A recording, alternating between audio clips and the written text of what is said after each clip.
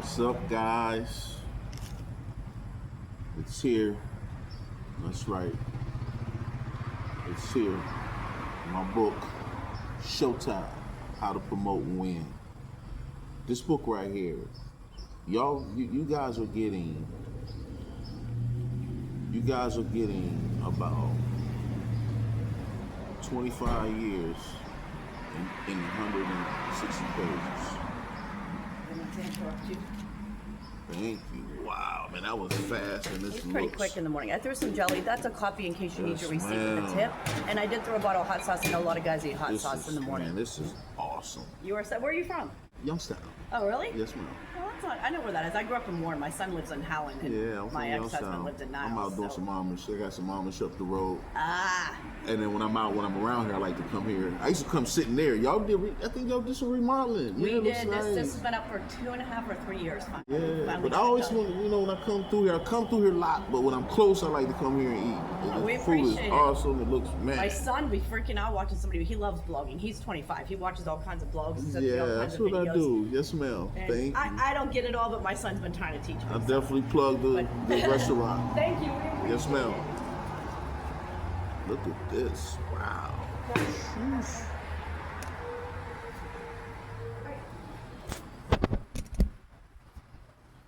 Look at that. Wow. Huh? Man, this spot right here. Like that. Like that. But listen. The book is out. Go buy 10 copies. Buy 20 copies. You get in 25 years of experience in the music promotions, marketing, everything, brand building. I've been involved with a lot of brands, a lot of artists. And I work with the biggest names. Like in my resume official, you can look in the book, the pictures. I've worked with the biggest names, in hip hop. Maybe not some of the current names, but I've worked with the Rick Rosses, the Jeezys, the 2 Chainz. Shout out Chick. I worked with, everybody from Rich Boy to Young LA to Young Dro to, to go take it to the West Coast. Young Mouth, down south, Devin the Dude. Shout out Dev. So I got a resume, and I did it my way. So what you guys are getting is 25 years of my experiences. And unlike a lot of people who call themselves teachers or gurus, I talk about my blunders. My mistakes are just as important as the victories. My mistakes are just as important as my victories. I'm telling you. But listen, guys, man, get the book. Get 10 books to check me out. Showtime: How to Promote and Win. My journey in the promotion business, 25 years of building brands, promoting, working with artists, and just, man, being in hip hop, man. I'm a hip hop baby, man. I love hip hop. I've been in hip hop fashion and hip hop music and hip hop art. I love everything hip hop. And I talk about it in my book.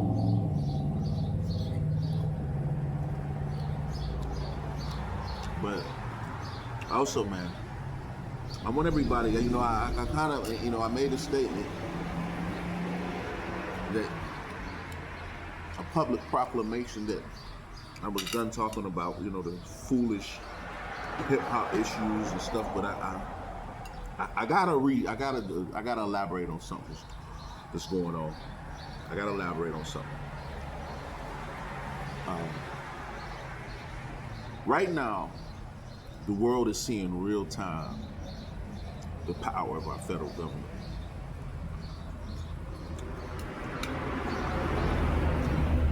You look at the Lil Durk case. There's so much irony here. So much irony here. And people is getting lost on these sensationalized facts. The real irony here, the lesson, the jewel and all this and what's going on. It's getting lost because of these sensationalized facts. And I appreciate some of the journalists, and hip hop journalists and YouTube journalists who do their due diligence and research and try to report on the case. But you know, like some of you try, the academics and these guys who are very intelligent, very, very intelligent, but don't have that lived experience to really put what's going on into practical understanding, because they don't fully understand it. They don't fully understand it. No. They try, and I commend them. But it's a lot of misinformation out there. And this is a very good, again, I always talk about these teaching moments we have. Because what we're seeing now is the power of the U.S. government and a federal prosecutor. And why this myth of their efficiency and how when the feds come get you, they got you, is up with that, just exactly that, a myth. Listen.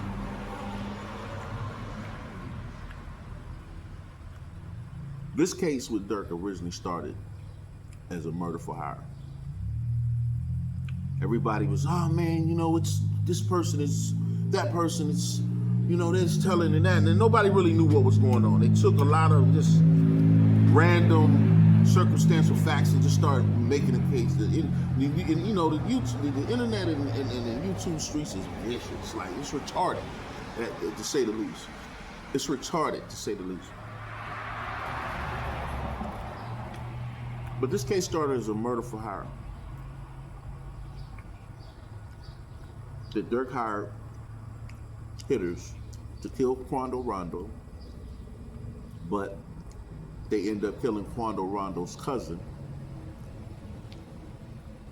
Now, I could poke holes and be in Monday morning quarterback Dirk's decision making. Easy. Easy. I mean, just the entire thought process was flawed. So I'm not about to do that.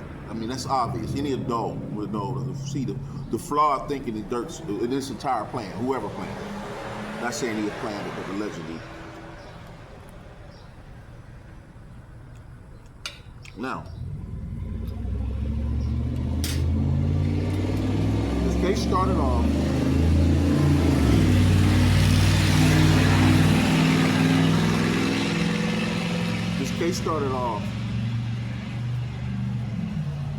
as a murder for hire, and now has turned into a gang RICO.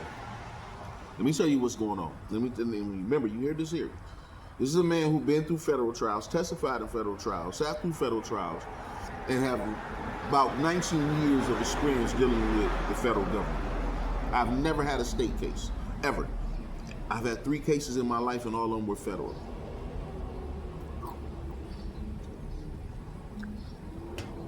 So to my point, this case started off as a murder for hire.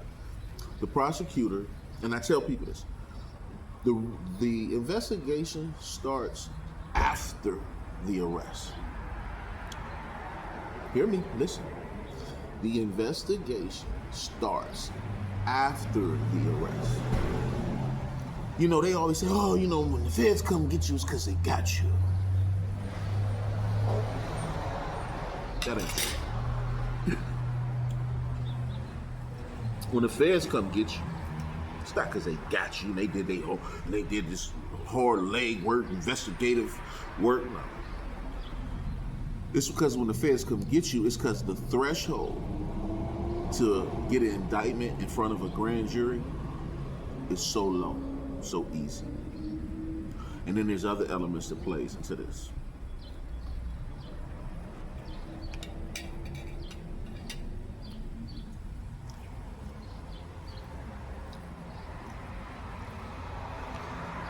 When you have an indictment process, most of the time, in them grand jury rooms, if they have a grand jury, that's another element I'll get into. When they have a grand jury and they see the grand jury, most of the time the grand jury are a bunch of old retired people who had nothing else better to do with their lives. Because most time people my age, younger people they don't got no time for that. Like who does that? Go sit and listen to evidence and decide the fate of somebody every day. Miserable old people. That's who you tell them to give you one picture of a grand jury, and when I promise you, I guarantee you it's probably a room full of people 50 and over who just got shit else better to do. And guess what? Because the pool to seat grand juries are so hard to get people to come, it's repeat people. So now these people are regulars. That's what they do. They ain't retired. They ain't got nothing else better to do. They ain't got no kids. Grandkids might come see them once a year. So they go and they play games and sit in grand juries and play God. Look into it. Do your research. So what happens is these prosecutors develop rapport with these grand jury members because they see them every day. Every time they see the grand jury to present evidence. And now by this time they're friends, they're talking outside of that, they're texting, the prosecutor, so that's when they say, hey, a prosecutor, the feds can indict a ham sandwich. Remember that saying? That's because most of the time these prosecutors got these grand jury people eating out of their hands. So they're gonna give them anything. They could present anything and the grand jury is gonna give them an indictment because they're friends. They're familiar. Because people like us aren't in those rooms. We're not a part of that process. We duck that process. We don't want to be a part of, being, I don't want to do that. No. That's why they're able to continue doing what they do. There's no oversight. There's nobody in that room to hold them accountable. So to make the point is, when they, when people say, oh, when the feds come, they got you. No, they don't. It's just the threshold to get an indictment, to see the grand jury and get an indictment is very low. And if you look at a lot of these indictment young men, when you get them, a lot of them aren't even signed by a grand jury. I wonder why, but that's another story.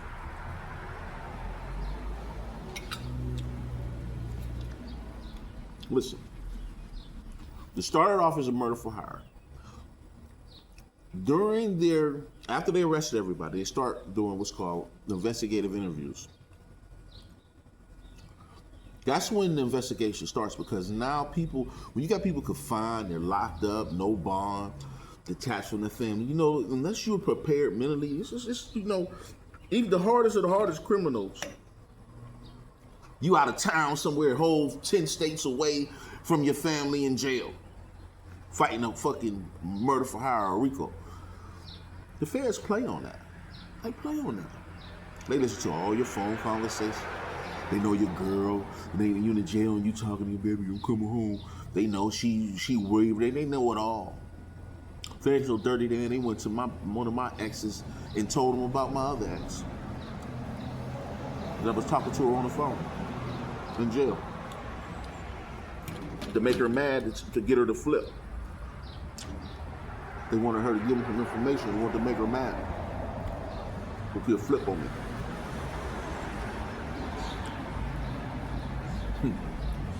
Y'all don't get it. What y'all see in real time, niggas been dealing with for years, and it's the power of the federal prosecutor and the federal government.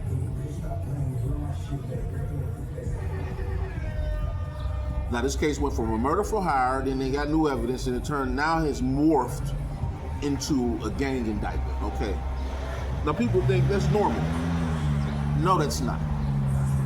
See, like I said, the investigation starts after the arrest. So what happens is, during their investigative witnesses or co-conspirators or whoever, new information comes out. Or information that they already knew gets confirmed during those investigative processes. So since they did that murder for hire, that in itself Dirk, I would have gave Dirk a 60-40 his way chance of beating it. Just as it was on the face of the indictment. A 60-40 chance of beating that. That's why they had to add all these other overt acts now. Because they had to give it some meat, some weight. It's not looking, and this is where you see the power of a federal prosecutor who can manipulate evidence and take evidence from one investigation, put it over here, and I mean, it gets crazy. And the problem is, again, to get an indictment, the threshold is so low. That's why they can come when they want to come, because they don't need much. Remember, these federal prosecutors had these grand juries eating out of their hands. They'll give them anything they want because they're friends. That's why the grand jury process needs to be reviewed. It needs to be reviewed because that's where that's where it starts. Because once you're indicted, oh, it's hard. The feds, listen, the feds are so grimy. They will get an indictment and maybe find out later that the evidence that they use to get the indictment isn't quite accurate or maybe isn't even, legit, and will still move forward with an indictment. That's how dirty they are. I've seen them do it. I watched them do it to men in my own case. Told you, I ain't never had a state case. I had 3 federal convictions. Look them up. It's public record. 3 federal convictions. So I've never dealt with nothing but the feds. So, for those who, I believe me. And I've litigated. And you can look also public record on Pacer. My last litigation with the feds, I got early release from, I pro se got early release for myself, fighting the federal government. Even when my judge didn't even want to let me out, I still got granted relief. So, I'm litigated. Call me the litigator. But back to this Lil Durk thing, man. Y'all see in real time the power of a federal prosecutor and how they can take facts and then turn them into other facts. Now, this case has went from a murder for hire into a gang RICO. Now, and like I say, people always talk about Dirk and talk about these persons. What about those 6 guys? See, what happened was, and my man, he brought this up a few weeks ago about loyalty tax. Yeah. These men, we encourage and we motivate these men to go out and create and commit these heroic acts. I mean, this shit was, come on, man. Movie shit. Well, for y'all, not for me. It's regular in my world. But for the world. But they go out and they commit these heroic acts. But then when it's time to pay the consequences, their sacrifice is not respected. We stop, and that's when niggas want to say, oh, the snitching was this. No, it's when we stop respecting niggas' sacrifice. Dudes took some hits, man. Dudes done took some hits for dudes, man. And dudes just sat by and did nothing, man. Tried to use their name for clout, man. Nigga, I can't live off clout. My family can't live off clout. I'm in the penitentiary doing 30 years, nigga, because I got caught on the road with your 20 bricks. And all you can tell me is that's my nigga and put me in a rap song or my name, or, man, nah, nigga. Niggas stop paying their loyalty tax, man, and it's sour niggas. Dirk, man, what these niggas are standing to a pressure that he ain't willing to support them through. He probably ain't getting them niggas no lawyers. And what you do is, when you know a nigga got your life in his hands, you're supposed to make sure somebody stop by hitting his mom off. Cause so a nigga, when he call home and he think about telling, and his mama say, such dropped by and dropped a couple dollars off to me. See that right there, that make a nigga say, man, you know what, them my niggas, man. I'ma hold this. Cause them my niggas. You gotta remind niggas, man, but niggas stop doing that. And niggas got sour. And I seen this. What y'all seeing now, I seen 20 years ago. What y'all seeing now play out, I seen this 20 years ago. Y'all late. But see, I had a view. I had an eagle's eye view. I had a UFO eye view of this game. Because I played at a real high level. That shit behind me. I'm good. You learn me. I'm in the winning. And you can't win no more. Smart as a new gangster, man. We gotta stop thinking in absolutes, man. We gotta develop a more parallel and lateral mindset. We can't just be so absolute, man. It makes you predictable and it makes you weak. Listen, man. The book was on Amazon right now. It's on Amazon. Go get it. Showtime. How to Promote Win. How to Promote Win.